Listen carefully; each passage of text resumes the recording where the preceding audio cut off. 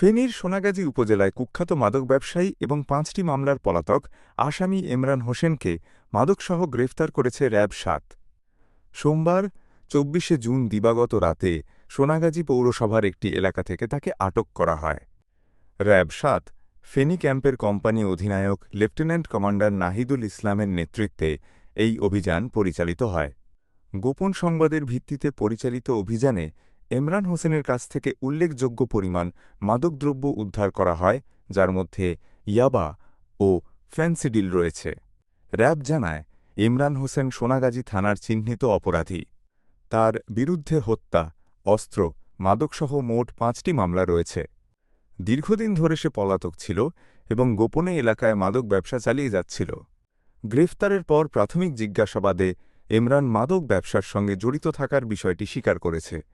তার বিরুদ্ধে আইনি ব্যবস্থা গ্রহণের জন্য তাকে সোনাগাজী থানায় হস্তান্তর করা হয়েছে। র্যাব জানিয়েছে, সমাজ থেকে মাদক ও অপরাধ নির্মূলে তাদের অভিযান অব্যাহত থাকবে।